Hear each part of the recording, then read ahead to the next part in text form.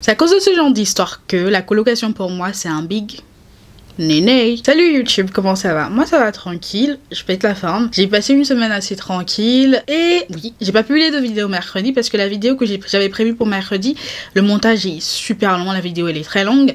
Donc ne vous inquiétez pas, je vais la publier mercredi prochain. Et let's get into it.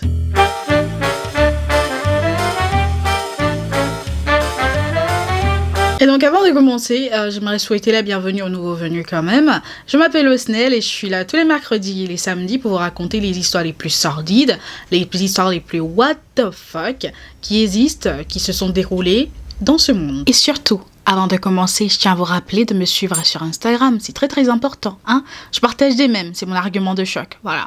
Et follow-moi sur ma chaîne YouTube si ce n'est pas encore fait, hein. Et active surtout la cloche de notification. C'est très important.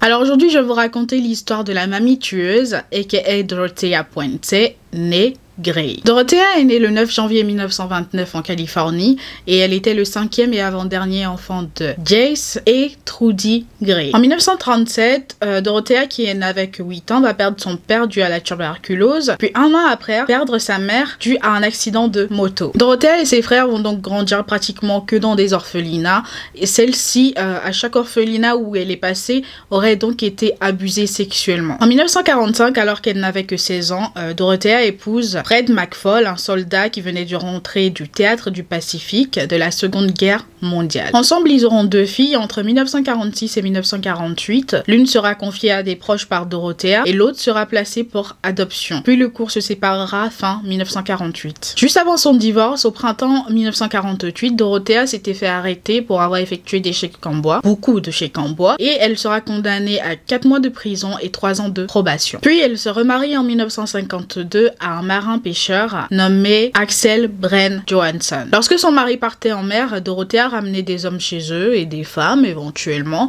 C'est ainsi qu'elle se fera arrêter en 1960 pour avoir ouvert un bordel. Elle sera reconnue coupable et condamnée à 19 jours de prison. Puis après sa libération, en 1961, son mari va se retrouver à l'interner dans un centre psychiatrique après un épisode d'abus d'alcool suivi d'une tentative de suicide. Dans ce centre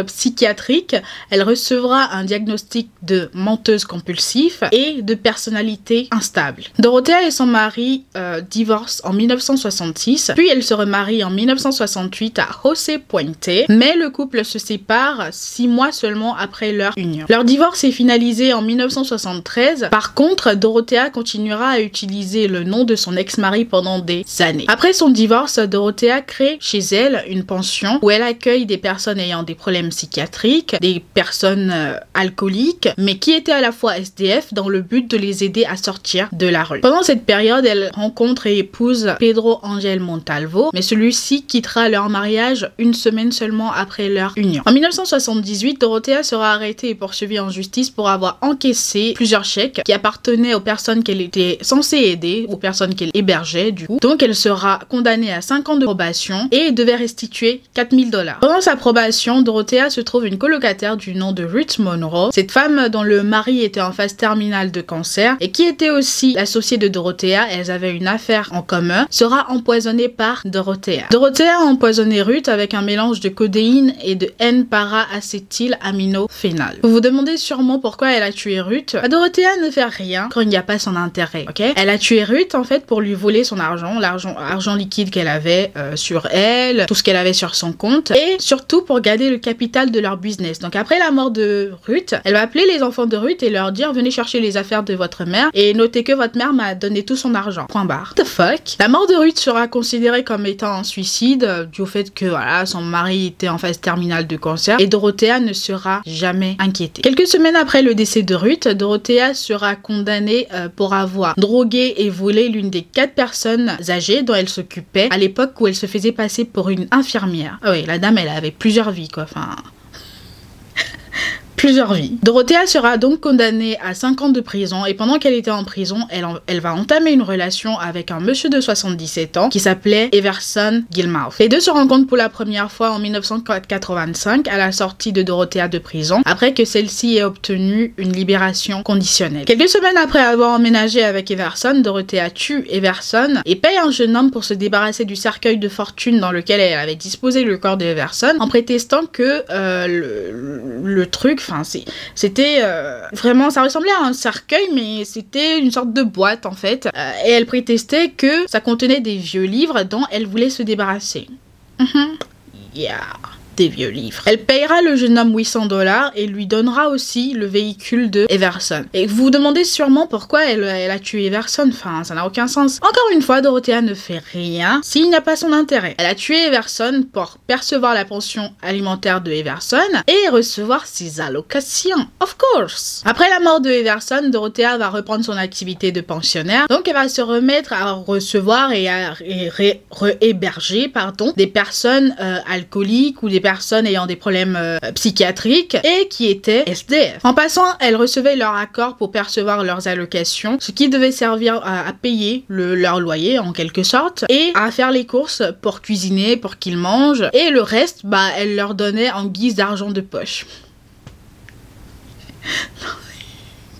Sans commentaire. Cette fois-ci, Dorothea, pour reprendre son activité, se faisait passer pour une personne âgée de plus de 70 ans, sans histoire, un peu fortunée, dont le but ultime, c'était d'aider les gens. Cette couverture va lui permettre de se débarrasser de plusieurs de ses pensionnaires, tout en continuant à encaisser leurs allocations, sans aucun soupçon, évidemment. Et devinez où elle les enterrait? Devinez vite fait, dans son jardin, of course. En 1988, une assistante sociale va lui confier un monsieur de 51 ans, SDF et schizophrène, nommé Alvaro Montoya ou Bert. En voyant Bert, Dorothea va se dire yup, encore un dont je vais me débarrasser et continuer à encaisser les allocations sans que personne ne se rende compte parce que évidemment la plupart de ces assistantes sociales sont noyées sous le boulot au point où elles ne reviennent jamais demander d'après les gens qu'elles ont confiés à Dorothea. Le petit bémol, c'est que cette fois-ci, l'assistante sociale qui s'est occupée de Bert a été marquée par ce monsieur et Dorothea, qui s'était déjà débarrassée de Bert, ne s'attendait pas à ce que celle-ci l'appelle pratiquement tous les jours pour essayer de parler à Bert. Dorothea va donc inventer excuse sur excuse et quand elle sera genre à la limite du nombre d'excuses à inventer, elle va donc finir par dire à l'assistante sociale que Bert était parti. Bert est parti où?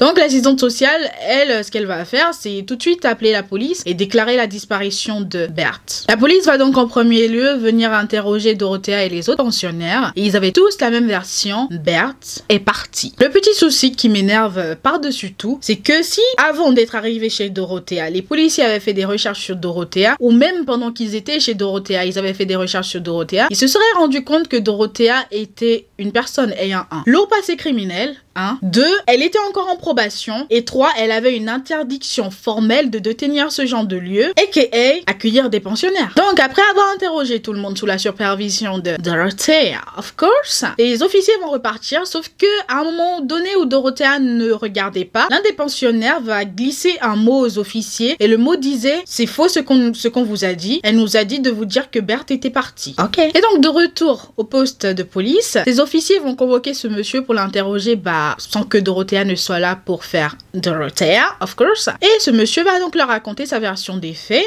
qui est que lui n'était au courant de rien, qu'il ne savait pas ce qui était arrivé à Bert, mais que c'était bien Dorothea qui leur avait en quelque sorte imposé de dire que Bert était parti, et que lui, ce qui l'intriguait bizarrement, c'était que Dorothea, il y a quelques semaines, avait creusé des trous, genre pas des petits trous, genre des trous limite pour enterrer un cadavre, vous voyez, qu'elle avait creusé des trous dans son jardin. Les officiers vont donc revenir chez Dorothea et lui demander s'il pouvait fouiller son jardin, et bizarrement, elle va accepter.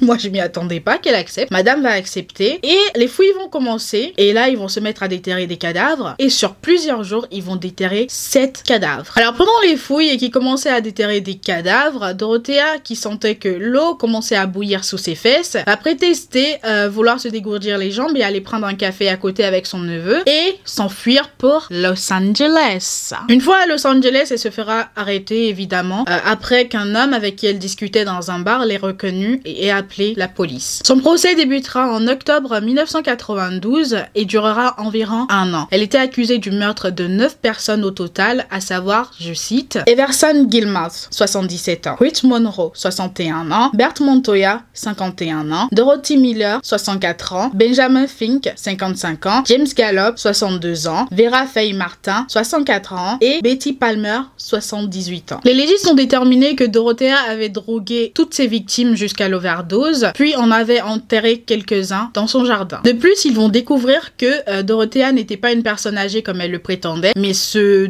déguisait de la sorte, histoire qu'on lui fasse plus confiance. La défense de Dorothea était que toutes ces personnes étaient décédées de causes naturelles et que elle, tout ce qu'elle a fait en tant qu'être humain, of course, c'était de les enterrer. Voilà. Elle sera déclarée coupable de 3 meurtres sur les 9 car le jury n'arrivait pas à se mettre d'accord sur les 6 autres. Donc elle sera évidemment condamnée à la prison à perpétuité sans possibilité de libération conditionnelle. Dorothea mourra le 27 mars 2011 de cause naturelle en prison. Elle avait 82 ans. Donc voilà les amis, la folle histoire de Dorothea Puente aka la mamie tueuse. J'espère que cette histoire vous aura plu. On se retrouve une prochaine fois pour une nouvelle histoire. En attendant, je vous souhaite une bonne journée, portez-vous bien et faites de bons choix.